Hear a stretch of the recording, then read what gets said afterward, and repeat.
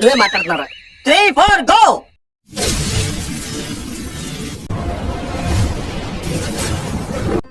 ఎవరా మీరు?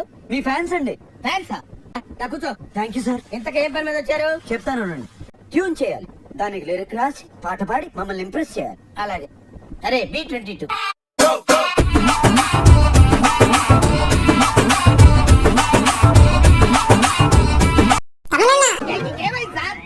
ఈ ప్రొడ్యూసర్ని డైరెక్టర్ని మోసం చేసిన నన్ను కూడా మోసం చేద్దాం అనుకుంటున్నావు ఏంట్రా? నేనేం చేశాను సార్?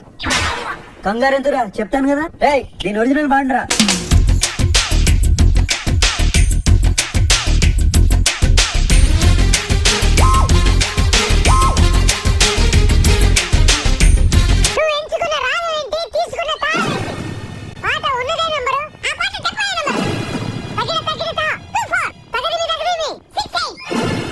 ఒక్కోసారి తెలుగు సినిమా సంగీతం చచ్చిపోతుందేమో అని భయమేసేస్తుంది. మా ఫ్యాన్స్ మిమ్మల్ని ఎక్కడికో తీసుకెళ్లాలనుకుంటాం, కానీ మీరు ఇక్కడే ఉంటారు.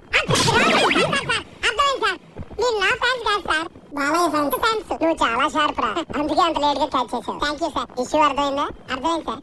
బ్యాక్గ్రౌండ్ మ్యూజిక్ సినిమాలో మొత్తం చెప్పక్కర్లేదు సార్, బ్యాలెన్స్ బిల్ తెరపై చూడండి.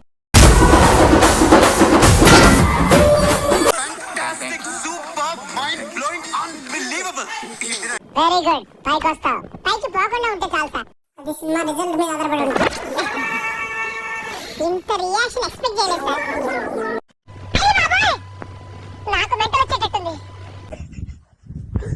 ఏమన్నా?